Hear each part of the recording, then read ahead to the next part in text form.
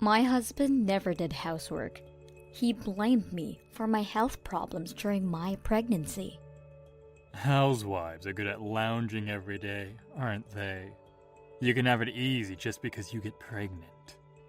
When my husband, who would hurl such terrible words at me, became gentle, I was relieved. A little. I hoped that the kind husband I once knew would come back to me. The days when he would hurt me, he might have such a bad day at work, but I shouldn't have gotten my hopes up. Scums will always be scums. My name is Kate. I married 2 years ago to my husband Eugene. I am a housewife, currently working part-time. My husband cared for me when we were dating. After we got married, I found out that he was such a slack at home. Hey, can you help me around the house once in a while? Just a little bit. You're a housewife. That's your job. Making me do chores isn't right. I tried telling him that I worked part-time. He didn't change his attitude towards me. I was grateful that he worked full-time and didn't expect him to do all of the house chores. I just thought that it would have been nice if he did the dishes or cleaned up sometimes. He was the one who wanted me to quit my job to devote as a housewife. It doesn't matter now anyways. It would be good for you to get accustomed to it for times when I get sick or when we have kids. I'll burn the bridge when I get to it. He would laugh at me half-heartedly. I felt that I had to do something about it and decided to educate my husband little by little. Hey honey, can you take the trash out? Why should I? It's on your way out to work in the morning. Why don't you do it? It's too heavy and a bother. We would fight about the smallest of things, but he seemed to have given up arguing and recently takes out the trash. It was starting to work out. Then I found out I was pregnant. Eugene was thrilled, telling me that he would love either boy or a girl. We were happy until my morning sickness started.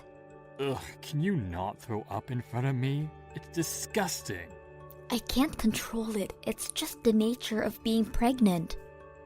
It makes me lose my appetite. Just don't do it when I'm around. I didn't ask to be sick. His insincere words gave me a great shock. When I would be sick in bed, he would say, Do you just lay around all day? It must be great being a housewife. Being pregnant gets you out of doing chores, or even your part-time job. Makes me wish I was a girl. How can you say such things to the person who's going to give birth to your child? I didn't choose to be sick all the time. As I retaliate, he would look as if he was the devil's advocate. Shut up and make me dinner, you fat ass.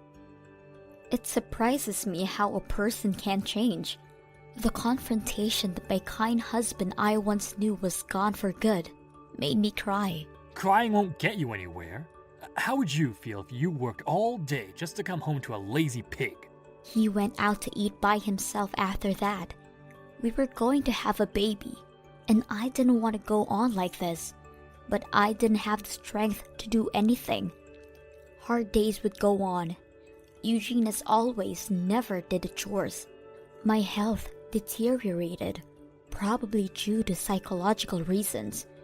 I went to the clinic one day to have the doctor tell me why I was too skinny. I told him about my poor health, and he advised to reevaluate my surroundings. That the present condition won't be good for me or the baby. I thought about it and consulted my husband that I want to go to live with my parents for a while. I half expected him to say, "Who's going to cook or do the laundry or cleaning while you're gone?" Instead, he agreed with me. If you stay, you'd feel obligated to do all the housework for me. I wasn't able to do anything for you here. It made me feel useless. Would you be fine? Alone? I could always go out to eat or take out. I know how to do the laundry. Don't worry about me. It's you who needs to go strong after the baby's born. You need all the rest you can get. Feeling a sense of unease as he smiled, I decided not to push too far. Anyways, I'll be back next week. Okay. I was wary for a while, but Eugene became kinder to me, bringing home takeouts till the day I went to my parents' place. Even though I know it's for the best, it hurts me that we'll live apart for the next 3 months.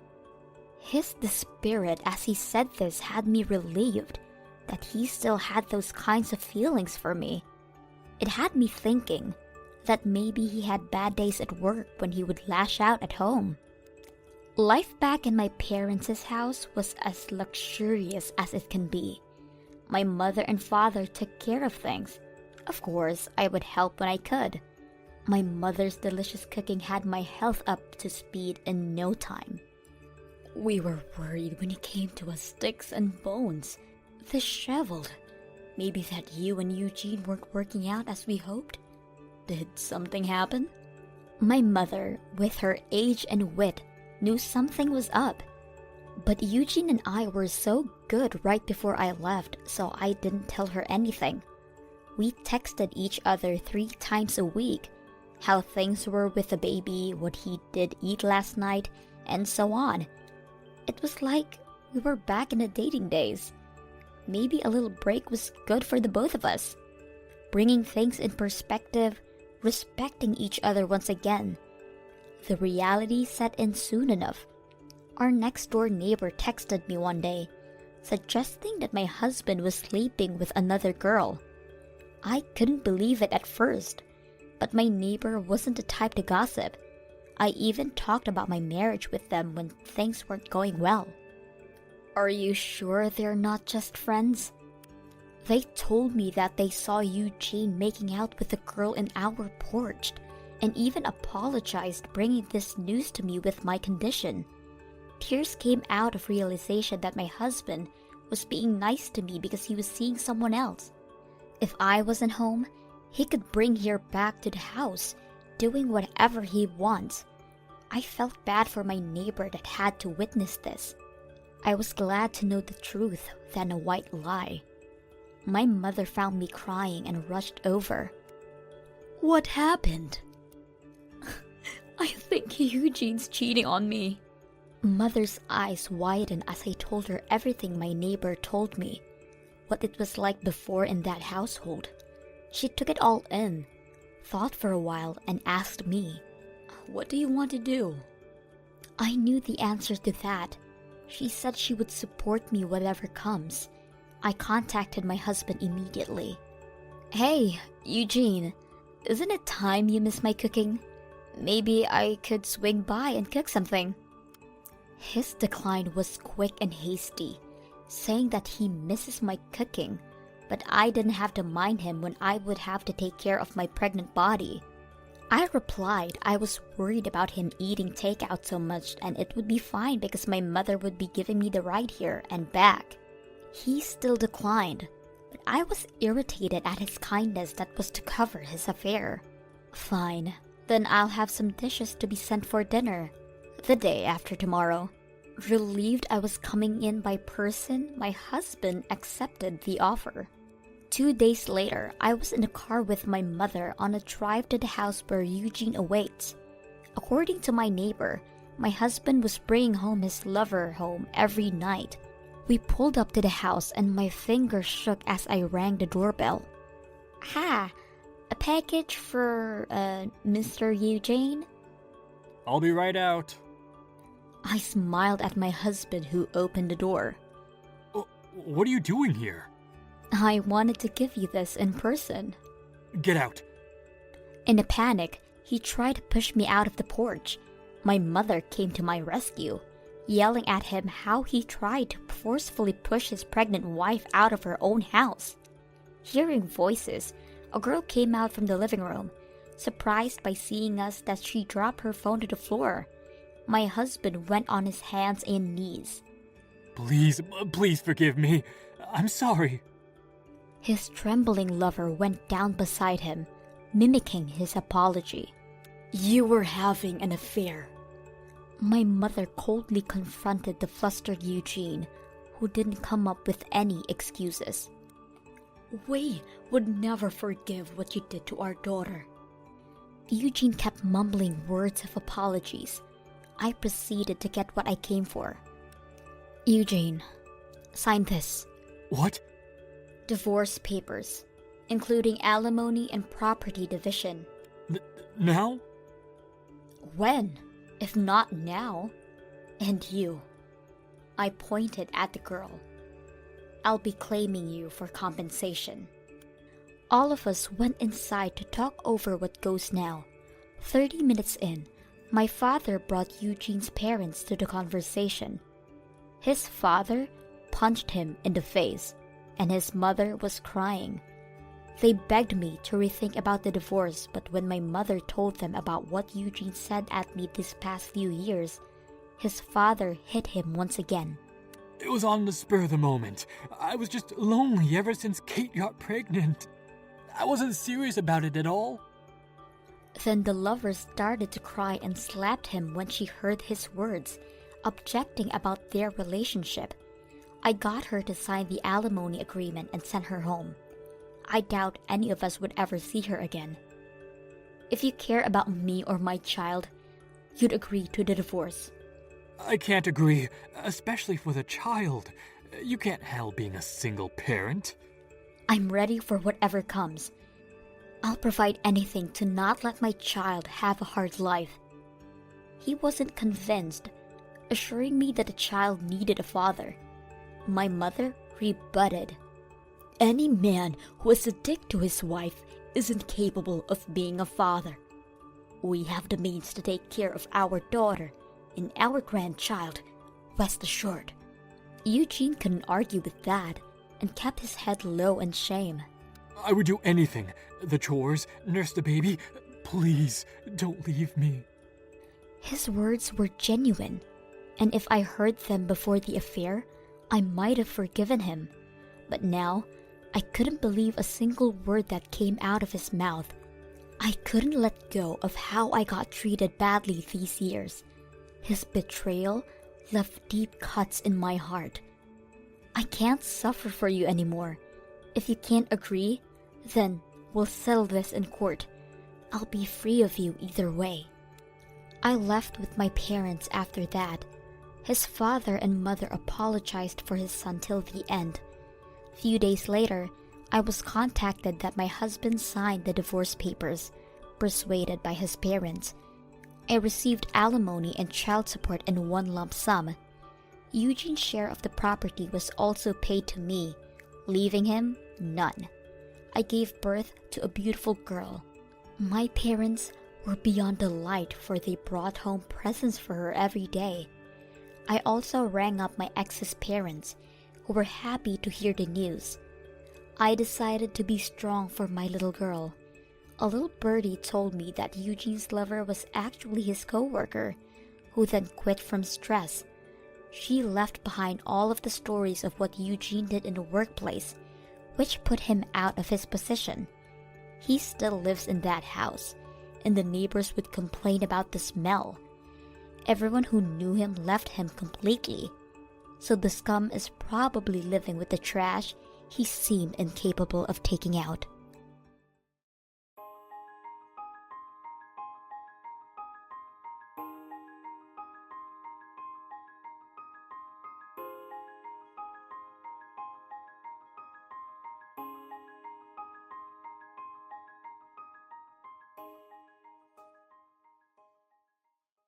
Alright, everyone's presentations are done. Nick, the manager, said as he tried to move the discussion forward. Excuse me, I haven't. I recently found out something. Nick interrupted me and began to speak. There's apparently someone in this department who didn't graduate high school and is just a part-timer. Meetings should be for employees only. Absolutely right. His lackey, Mike, of course, agreed with Nick. I'm leaving. After leaving the meeting room, I started to shut down my computer. I noticed that an email had arrived, not in my personal inbox, but in the company's shared email. Thinking, there's no point in speaking up, no one will listen, I went home quietly. The next day, I heard a commotion from Nick's desk. He was staring at his computer screen, his face pale. "Nick! Is something wrong?" Mike looked at the screen with him. And he turned even paler than Nick. Why is he so angry? Knowing the reason for Mike's distress, I thought to myself, serves them right. My name is Adam. My mother passed away when I was in the 9th grade, and I was raised by my father. Well, you could hardly call it being raised. After my mother passed, my father changed.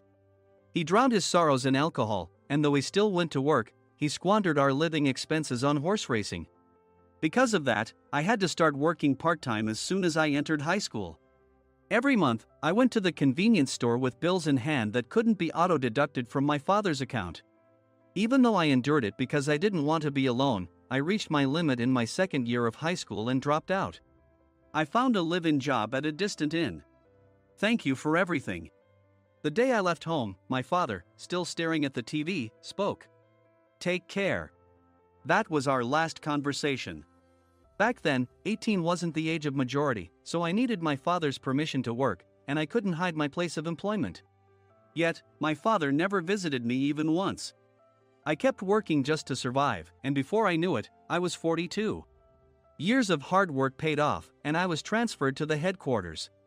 I was thrilled to be recognized by the company, as I thought I'd be working in the field until retirement due to my lack of formal education. Listen up. Our work can change the future of our employees. Don't drag us down.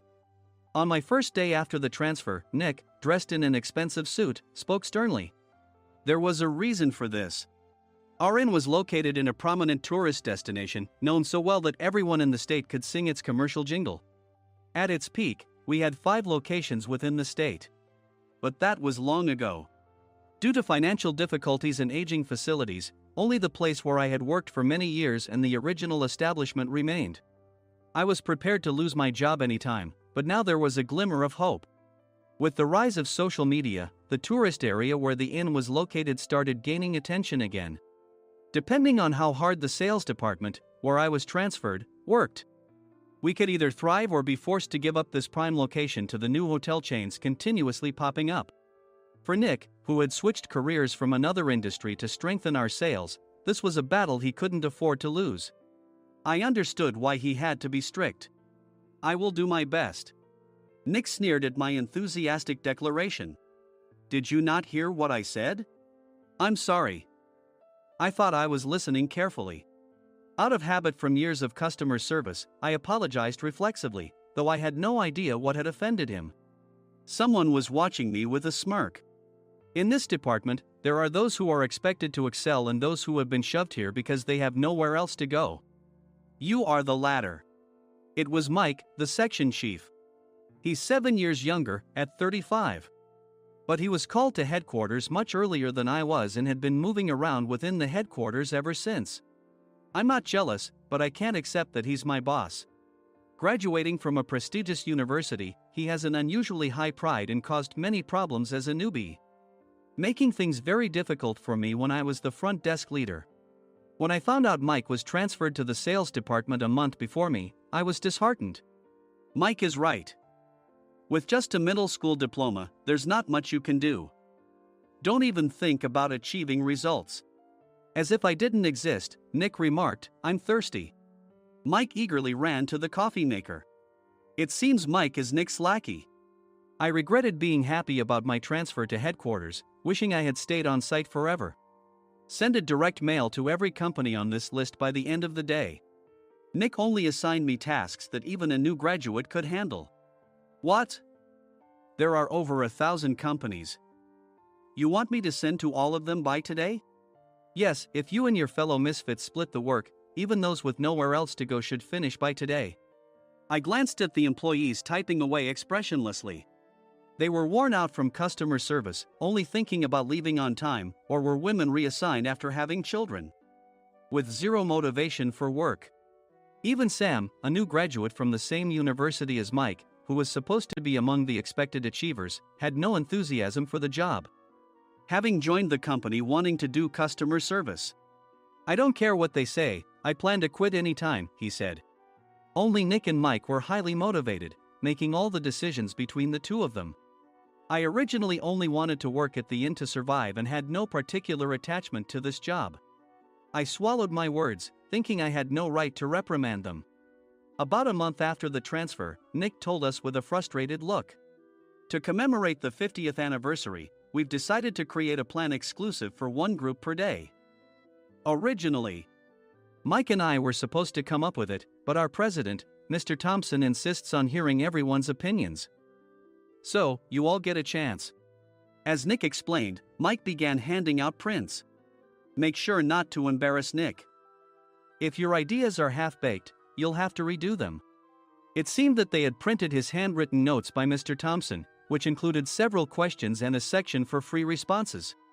It made sense why Nick had to seek our input, given that all responses had to be submitted to Mr. Thompson. We were given a week to think about it, and a meeting was scheduled to compile our ideas. My plan is to let guests enjoy both the old and modern America. Nick began the presentations. Guests would watch a master confectioner at a nearby traditional sweet shop make sweets in front of them. The welcome drink would be premium tea in a bottle. Nick's plan was certainly attractive. After his presentation, Nick called on us to present in the order we were seated. Just as I stood up for my turn. All right, everyone's presentations are done. Excuse me, I haven't. I recently found out something. Nick interrupted me. There's someone in this department who didn't graduate high school and is just a part-timer. He was likely talking about me. I joined the company as a part-timer and was made a full-time employee when I turned 20. That was 20 years ago, so Nick and Mike probably had no chance to know until recently. Meetings should be for employees only. Absolutely right. After that, Nick kept creating opportunities to solicit everyone's opinions, purposefully excluding me from speaking. The meeting unexpectedly heated up and went past the scheduled end time. A few people asked to leave, and the discussion continued with the remaining few. Still here? Normally, you'd leave in that situation. Though I had no attachment to the job initially, hearing kind words from customers made me want to make them happier. For someone like me, with nowhere to go, the inn was my home and customer service was my life. I felt pathetic about my current self. I'm leaving. I left the conference room and started shutting down my computer. I noticed an email had arrived, not in my personal inbox, but in the company's shared email. Thinking no one would listen to what I had to say anyway, I quietly went home. The next day, while preparing the DM as instructed, I heard a commotion from Nick's desk. In his haste to stand up, he hit his knee on the desk. He stared at his computer screen, his face pale. Nick! What's wrong? Mike, thinking he should be the first to rush over, approached Nick while still wearing his coat. He peered at the screen with Nick. And he turned even paler than Nick. Why is he so angry? Who is responsible for this company? Nick, more irritated than ever, asked, and Mike answered without checking. Probably Sam. Sam wasn't there because he was attending a morning training session for new hires. Nick gave up on getting angry and returned his gaze to the screen. They were looking at an email that arrived right after the end of the working day yesterday. Apparently, no one, including me, had checked it before leaving. The email was from a large company that used us for their annual employee trips. The president and executives of that company also frequently used our services personally. President of the company, Mr. Mason himself, had declared that neither he nor his company would ever use our services again. Well, some companies cancel their employee trips or stop using our services due to financial struggles. Let's just move on. Mike kept wiping the sweat from his forehead with a handkerchief. Knowing why Mike was so agitated, I quietly watched their interaction. Do you know how much revenue we get from that company? We can find other guests to fill the rooms, but we'll lose the banquet costs, gift shop revenue, rental car fees, and more. Moreover, the gifts were supposed to be prepared by the traditional confectionery shop involved in Nick's proposed plan. If it's known that we incurred such a huge loss at this critical time, Nick's position in the company would be jeopardized. Nick took a deep breath, seemingly trying to calm himself. All right, Mike. Go to New York right now and apologize to Mr. Mason. What? You're coming with me, right? I have urgent work to do. I trust you, which is why I'm entrusting this to you. Please. Mike, believing Nick's sincerity, agreed with a determined look on his face, saying, "Yes. That's Nick for you." Even if Mike went to apologize, Nick would shift all the blame onto him if the client didn't change their mind. Well, it was Mike's fault to begin with, so it served him right. About 3 hours later, Sam answered a call from somewhere and repeatedly apologized, saying, "I'm very sorry." Everyone watched to see what was happening. After ending the call, he informed Nick with a weary tone. When Mike arrived at the client's company, he only made things worse, further infuriating Mr. Mason. He was demanding, "Get his boss here immediately." It was no wonder Sam was exhausted, dealing with such a call right after returning from training. "What is that idiot doing?" "All right, Adam, you're coming with me. If sacrificing Mike didn't work, then I must be next." Normally, I'd want to refuse at all costs, but I saw an opportunity in this situation. "If I can be of assistance, I'd be happy to join you."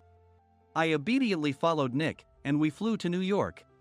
When we introduced ourselves at the reception, it became clear how serious the situation was, as the receptionist personally escorted us to the president's office. Angry voices leaked through the door, making both Nick and me uneasy. "Excuse me. I'm Nick, the supervisor. I understand my subordinate has caused you trouble, and I deeply apologize." Nick, with his experience in the corporate world, knew enough to offer an apology before excuses. However, his customer service skills left much to be desired. I sighed as I saw Mike trembling like a small dog in the corner of the room. "What kind of training are you giving your subordinates?" Mr. Mason glared at Nick with a red face. The intensity of his gaze made even Nick take a step back. Regrettably, I joined this company only 2 years ago and was unaware of Mike's issues. I should have identified his shortcomings sooner. Indeed, I should have realized sooner. No sensible person would come to apologize and then give a lengthy presentation on the drawbacks of not using their in. Nick froze, his mouth slightly open. Suspecting the worst, I picked up the documents that had fallen to the floor. It seemed Mike hastily prepared these documents on the plane, listing the disadvantages. Disadvantage 1: if you change the venue for the company trip, employees might suspect it's for cost-cutting reasons, leading to a negative impression. Reading it aloud half-jokingly, Nick snatched the papers from my hand and checked the contents with a furious expression. Among the stack of documents was a receipt from a nearby convenience store's copy machine. I felt a pang of dread, hoping he hadn't shown the receipt as well. What do you think he said when I asked what kind of nerve he had to do this? I'm very sorry." Faced with the dire situation, Nick must have thought there was nothing left to do but apologize. In a voice smaller than I'd ever heard from him, he uttered words of apology. He said, "I'm a Harvard graduate. I don't believe I said anything wrong." "Mike, what have you done?" Forgetting his plan to pin the blame on Mike, Nick yelled loudly, even in front of Mr. Mason. "I didn't do anything wrong." "You're still saying that? Look at him." Mike pointed at me with a shaking hand. "I was assigned to headquarters in my 20s and now I'm a section chief. This guy only made it to headquarters at 42. Everything I've done proves I was right. So why are we losing the contract?" Having said his piece, Mike collapsed to the floor. "Of course. You were sent there because you had nowhere else to go." Mike never expected to hear such words from someone he looked down upon. He lunged at me, and Nick hurriedly stepped in to stop him. "Mr. Thompson told me Mike is a quick thinker, and to take good care of him." There's no way he was pushed aside. "Don't make things worse here. He didn't say quick thinker, he said only quick-witted, didn't he?" I don't remember that part." I recalled the many troubles Mike caused when he was a newbie. When Mike was on the front line, his pride was so high that he never apologized to customers. Customer service, especially in our job, doesn't work alone. It brings both good and bad situations. If the front staff or housekeepers made mistakes, or the cleaning company didn't properly clean a room, one had to apologize to the customers regardless of personal fault. Mike, in such situations, would never apologize, insisting he wasn't at fault. This often angered customers, and as the front desk leader, I frequently had to apologize on his behalf. He caused complaints and disrupted operations, which is why he was quickly moved to headquarters. In departments where he didn't interact directly with customers, his quick thinking was beneficial and things went well. But it seemed his flaws were starting to show. Corporate reservations are supposed to be entered into the system by the sales representative. But a quick check yesterday revealed that more than 10 items were missing from the client's reservation. The handover document clearly stated what needed to be prepared. Why didn't you enter it into the system? Why do we have to give them special treatment? Filling rooms near the banquet hall, setting up all the food in advance. Specifying the brand of wine, they're too demanding. No wonder he always angered customers, I thought, feeling a headache coming on. Grouping them in rooms near the banquet hall is for our benefit too. It makes it easier for the staff to set up beds and serve breakfast since everyone's schedule is synchronized. As for the other requests, Mr. Mason suggested them to lighten our load. I didn't know that. Nick finally seemed to realize that Mike was the one who had angered the client. What did you say to them? I just told them we wouldn't give them special treatment anymore. We shouldn't waste effort on things that don't bring in money. I was utterly exasperated at his lack of understanding of customer service. Of course, we shouldn't comply with unreasonable demands. But carrying over successful practices from past stays makes customers feel remembered and enhances their experience. Good memories encourage repeat visits. That's part of our job. I looked down at Mike, who was sitting on the floor. In our job, nothing is a waste. Mr. Thompson likely moved you to the sales department, hoping you'd finally understand this. How do you think he feels now that you failed to meet his expectations? Mike, tears in his eyes, fled the president's office. I was amazed he still hadn't apologized. You have it tough, Adam. It's okay, we're all employees of the same company. I deeply apologize for this disrespectful incident. Especially after all the care you've shown us. If it weren't for you, Adam, I really would have stopped staying here. When I heard you were moving to the sales department, I was willing to reconsider if you handled it. Seeing us talk so amicably, Nick's face contorted. Do you two know each other? Adam's service is excellent. I always requested him specifically. Normally, we don't accept specific staff requests, but we made an exception for Mr. Mason, adjusting my shifts accordingly. He had personally stayed at our hotel just before my transfer, and during casual conversation, I mentioned, I'm moving to the sales department soon. If I hadn't told him then, things could have been much worse. Please continue to take care of us. I look forward to it. On the return flight, Nick awkwardly offered me a can of beer. It's still working hours. Of course, I had no intention of forgiving him for a single beer. Nick might try to pin everything on Mike and avoid any consequences. While pondering this, a startling fact came to light. Nick, the tea bottles for the plan have arrived. I handed Nick a bottle labeled with our inn's name. They look good. What are you talking about? These are plastic bottles. I had assumed we would use the trendy, high-end bottling tea. But what arrived were ordinary plastic bottles of tea with customized labels. The only unique aspect was the label, which had the inn's name, making it look customized. Upon further investigation, I discovered that a substantial amount of money was set to be paid to the tea company. It was priced like bottling tea. Does this plastic bottle really cost $100 each? The tea inside is specially blended for us. The extra cost is for that. Wouldn't it be better to use another tea company? Or is there a specific reason we must use this one? As Nick continued to make excuses, I showed him a printed email. I informed the tea company's president, Mr. Mitchell, that we discovered irregular payments and he confessed. He said you two were high school classmates and planned to split the extra money. That idiot. Why did he confess? That's not important. You should worry about yourself, this could turn into a police matter. Opening the bottle cap, I suggested. How about calming down with this tea? It supposedly has a relaxing effect. Nick drank the tea frantically. In the following days, decisions were made about their fates.